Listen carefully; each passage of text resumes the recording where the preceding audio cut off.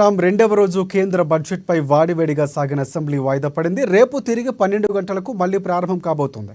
రేపు ఉదయం 9 గంటలకు అసెంబ్లీ కమిటీ హాల్లో కేబినెట్ సమావేశం జరగనుంది. రాష్ట్ర బడ్జెట్కు కేబినెట్ ఆమోదం తెలపనుంది. మధ్యాహ్నం 12 గంటలకు శాసనసభలో డిప్యూటీ సీఎం భట్టి విక్రమార్క బడ్జెట్ను ప్రవేశపెట్టబోతున్నారు. శాసన మండలిలో మంత్రి శ్రీధర్ బాబు బడ్జెట్ను ప్రవేశపెడతారు.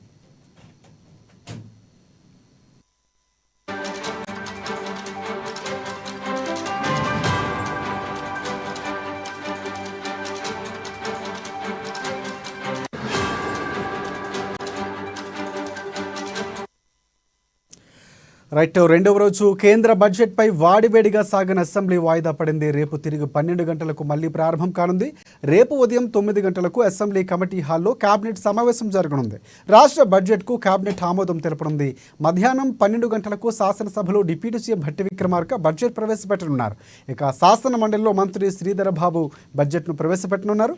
ఇదే అంశానికి సంబంధించి మరిన్ని అప్డేట్స్ అందించేందుకు మా హైదరాబాద్ ప్రతినిధి రాంబాబు మనకి లైవ్లో సిద్ధంగా ఉన్నారు. రాంబాబు, చెప్పండి, చాలా వాడివేడిగా ఈరోజు చర్చ జరిగినటువంటి పరిస్థితి కనిపిస్తుంది. ఈరోజు చర్చ ఎలా జరిగింది? అసెంబ్లీకి సంబంధించి చాలా కీలకంగా బడ్జెట్పై అంశాలు జరిగినటువంటి పరిస్థితి కనిపిస్తుంది. రేపు ఎలా ఉండే అవకాశం ఉంది? పూర్తి అప్డేట్స్ ఏంటి?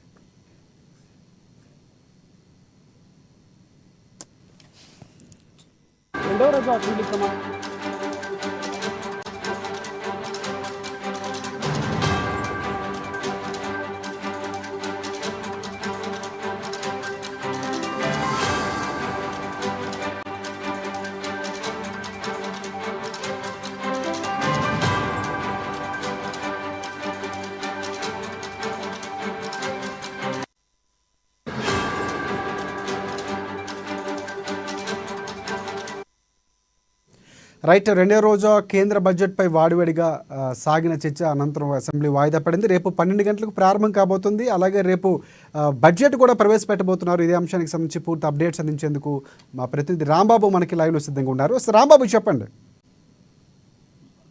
రెండో రోజు అసెంబ్లీ సమావేశాలు మాత్రం వాడివేడిగా జరిగాయి.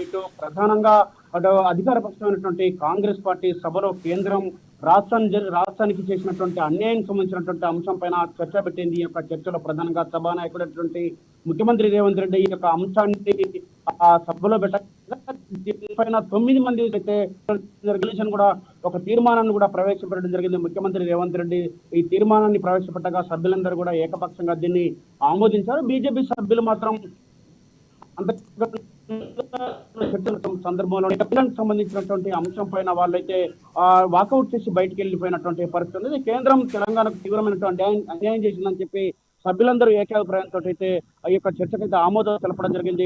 గతంలో ఉన్నటువంటి విభజన హామీలకు సంబంధించినటువంటి ఆంధ్రప్రదేశ్ విభజన చట్టంలో పేర్కొన్నటువంటి ఏ ఒక్క అంశాన్ని కూడా ఇటు బీజేపీ సర్కార్ ఫుల్ఫిల్ చేయలేదని చెప్పేసి ఇప్పుడున్నటువంటి బడ్జెట్ లో కేవలం కుర్చీని కాపాడుకోవడం కోసం మాత్రమే ఇటు కేంద్ర సర్కార్ ప్రయత్నం చేసింది, నరేంద్ర మోడీ సర్కార్ ప్రయత్నం చేసింది. అందుకొరకే ఇటు ఏపీకి కానీ లేకపోతే బీహార్ కానీ పెద్ద ఎత్తున నిధులు కేటాయించారని చెప్పేసి తెలంగాణకు తీవ్రమైనటువంటి అన్యాయం చేశారని చెప్పేసి ఇటు సభలో కూడా చర్చ జరిగింది. ఈ నేపథ్యంలోనే ఈ యొక్క చర్చకైతే మొత్తానికైతే సభ్యులందరూ పాల్గొని తీర్మానాన్ని కూడా ఆమోదం తెలిపినటువంటి పరిస్థితి. రేపు 12 గంటలకు దీనికి సంబంధించినటువంటి బడ్జెట్ సమావేశం కూడా రేపు డిప్యూటీ సీఎం ఆర్థిక శాఖ మంత్రి భట్టి విక్రమార్క బడ్జెట్ ను అసెంబ్లీలో ప్రవేశపెట్టబోతా ఉన్నారు. అదేవిధంగా శాసన మండలిలో దుద్దిల శ్రీధర్ బాబు శాసనసభ వ్యవహారాల శాఖ మంత్రి దుద్దిల శ్రీధర్ బాబు శాసన మండలిలో ఈ యొక్క బడ్జెట్ ను ప్రవేశపెట్టబోతున్నారు. అంతకంటే ముందుగానే రేపు 9 గంటలకు ఇటు శాసనసభ కార్యాలయంలో ఇటు ఈ కేబినెట్ సమావేశం అయితే జరుగుతుంది. ఈ కేబినెట్ సమావేశంలో బడ్జెట్ సంబంధించినటువంటి అంశం పైన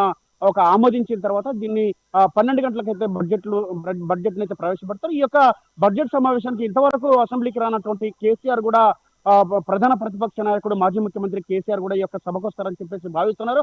ఆ పార్టీ వర్గాలు కూడా ఇప్పటికే చెప్పినటువంటి నేపథ్యంలో రేపు బడ్జెట్ సమావేశానికి ఇటు కేసీఆర్ కూడా వచ్చేటువంటి అవకాశం కనపడతా ఉంది. మొత్తానికైతే ఈ యొక్క బడ్జెట్ తర్వాత వీళ్ళు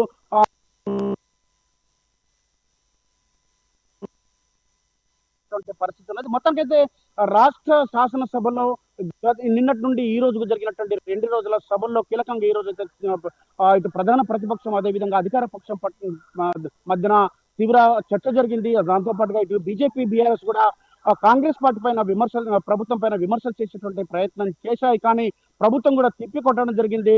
ఇటు బీజేపీ ప్రభుత్వ వైఖరి వల్ల నిర్లక్ష్యం వలన ఈ యొక్క రాష్ట్రంలో ఈ రోజు తెలంగాణకు ఇవాళ నిధులు రాకపోయినని చెప్పేసి, అనేక అనుమతులు రాలేదని చెప్పేసి, దాంతో పాటుగా రావాల్సినటువంటి నిధులు రాలేదని విభజన చట్టంలో పేర్కొన్నటువంటి ఏ ఒక్క అంశం కూడా ఇటు పరిష్కారం కాకుండా విస్మరించారని చెప్పి, తెలంగాణ భారతదేశంలో అంతర్భాగం కాదని చెప్పేసి, ఫెడరల్ స్ఫూర్తికి విరుద్ధంగా ఈ యొక్క బీజేపీ సర్కార్ వ్యవహరించిందని చెప్పేసి, ఎక్కువ పన్ను కడుతున్నటువంటి రూపాయి పన్ను ఇక్కడ ట్యాక్స్ కడితే కేవలం 43 పైసలు మాత్రమే ఈ యొక్క రాష్ట్రానికి వస్తున్నటువంటి పరిస్థితి ఉన్నదని చెప్పి, అదే బీహార్ కు రూపాయి ట్యాక్స్ కడితే దాంట్లో ₹7.3 వరకు కూడా వస్తున్నటువంటి పరిస్థితి ఉందని చెప్పి, ఈ యొక్క బీజేపీ సర్కారు అవలంబిస్తున్నటువంటి ద్వంద్వ వైఖరి ఇక్కడ అగపడుతుందని చెప్పేసి, తెలంగాణ పట్ల ఎంత వివక్ష ఉందో ఇప్పటికే అర్థమవుతుందని చెప్పి, ఇప్పటికే 18 సార్లు వివిధ మంత్రులను కూడా కలిసామని చెప్పి, ఆ ప్రధానమంత్రిని కూడా 3 సార్లు కలిసినటువంటి ప్రయోజనం లేకుండా పోయిందని చెప్పి, కావాలని చెప్పి కక్షపూరితంగా ఇది కేవలం తన కుర్చీని కాపాడుకోవడం కొరకే బీజేపీకి మద్దతు ఇస్తున్నటువంటి ఏపీకి, అదేవిధంగా ఇటు బీహార్ కు జేడీయూ, అదేవిధంగా టీడీపీకి సంబంధించినటువంటి ప్రభుత్వాలకు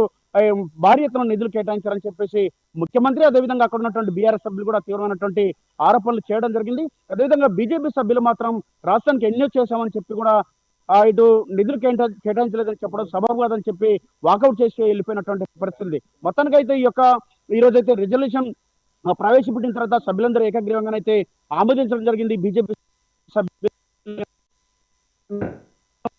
అసెంబ్లీలో ఇటు right. Thanks for updates Rambabu. మొత్తానికి రీబడ్జెట్కి ప్రధానంగా తీర్మానం చేసినటువంటి పరిస్థితి కాంగ్రెస్ పార్టీ కనిపిస్తుంది. ఇందుకే ఆ బడ్జెట్ను ఆమోదిస్తారా, దానికి సంబంధించి కార్యాచరణ ఎలా ఉండబోతుంది, జంతర్ మంతర్ దగ్గర సంబంధించి బీఆర్ఎస్ పార్టీ కూడా పూర్తిగా మద్దతు తెలుపుతాం, జరిగినటువంటి అన్యాయంపై పోరాడదామని చెప్పినటువంటి పరిస్థితి కనిపిస్తుంది. పూర్తిగా రాజకీయంగా ఒక్కటై కేంద్రంపై పోరాటం చేసే అవకాశాలు కనిపిస్తున్నటువంటి పరిస్థితి కనిపిస్తుంది. ఎలా ఉండబోతుంది రాజకీయ వ్యూహమా అనేది కూడా చూడాలి. కేసీఆర్ సంబంధించి ప్రధానంగా రావాలని కూడా రేవంత్ రెడ్డి పట్టుబడుతున్నటువంటి పరిస్థితి కనిపిస్తుంది.